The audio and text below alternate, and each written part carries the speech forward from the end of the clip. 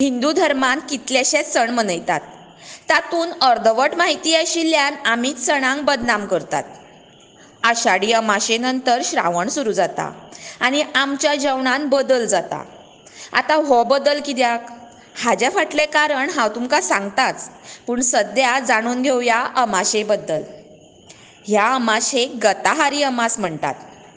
गताहार हो संस्कृत शब्द।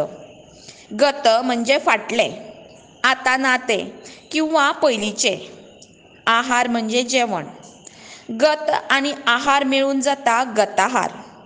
बोली भाशेन गताहार ह्या शब्दाचो अपभ्रंश जाल्ल्या कारणान आतां लोक ह्या अमाशेक गटारी अमास म्हणपाक लागल्या आनी सोरो पिवन नुस्तें चिकन मटन खावन मनोवपाक लागल्या।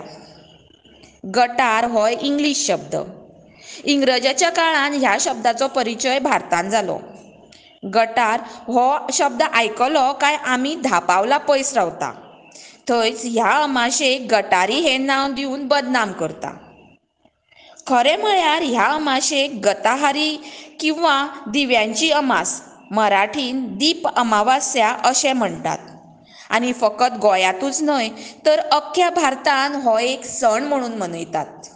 आमचे सण सदांच पवित्र आसतात, तशेंच थळ, काळ आनी परिस्थिती हाचेर तांचो संबंद आसता।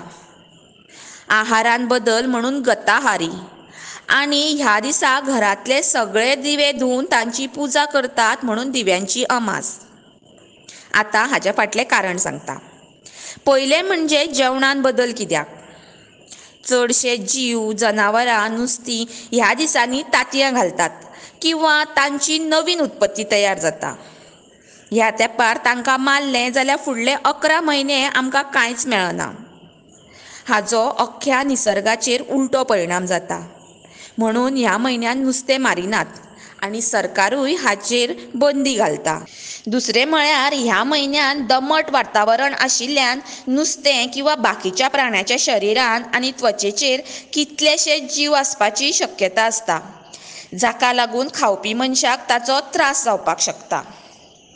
आनी एक कारण म्हळ्यार कांय भाज्यो फकत ह्या पावसाच्या दिसांनीच आमकां मेळटा आनी फुडले 8 म्हयने आमकां त्यो पळोवपाक पासून मेळना। उदाहरण म्हणजे कुड्डूक, ताळखिळो, तेरो, आंकूर, अळमी, फागलां।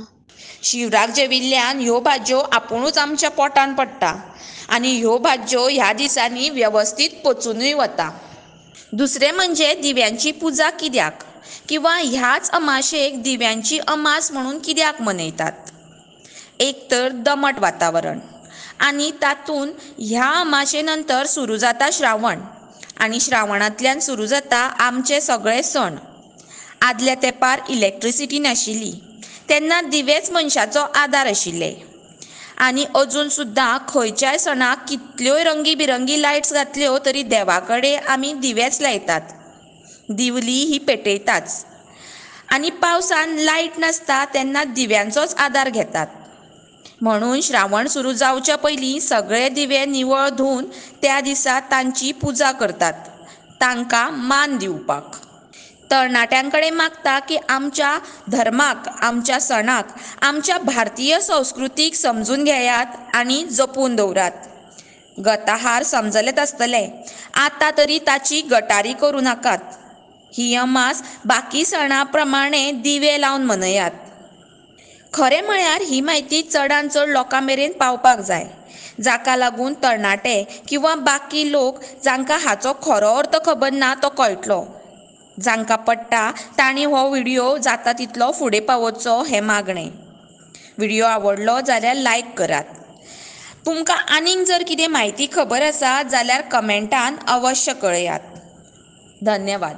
शुभं कुरुत्वं कल्याणं आरोग्यं धनसम्पदः। शुभं कुरुत्वं कल्याणं आरोग्यं धनसम्पदः। शत्रुबुद्धिविनाशाय दीपज्योतिर्नमोऽस्तु ते। दीपज्योतिर्नमोऽस्तु ते। शुभं कुरुत्वं कल्याणं आरोग्यं धनसम्पदः। दीपज्योतिर्परब्रह्म दीपज्योतिर्जनार्दनः। दीपज्योतिर्परब्रह्म दीपज्योतिर्जनार्दनः दीपो हरतु मे पापं सन्ध्यादीपनमोऽस्तु ते शुभं कुरु त्वं कल्याणम् आरोग्यं धनसम्पदः शुभं कुरु त्वं कल्याणम् आरोग्यं धनसम्पदः ओ दीपब्रह्मरूपस्त्वं ज्योतिषां प्रभुरव्ययः ओ दीपब्रह्मरूपस्त्वं ज्योतिषां प्रभुरव्ययः आरोग्यं देहि पुत्राश्च मतिं स्वच्छां हि मे सदा शुभं कुरु त्वं कल्याणम् आरोग्यं धनसम्पदः शुभं कुरु त्वं कल्याणम् आरोग्यं धनसम्पदः शत्रुबुद्धिविनाशाय दीपज्योतिर्नमोऽस्तु ते दीपज्योतिर्नमोऽस्तु ते शुभं कुरु त्वं कल्याणम् आरोग्यं धनसम्पदः शुभं कुरु त्वं कल्याणम् आरोग्यं धनसम्पदः।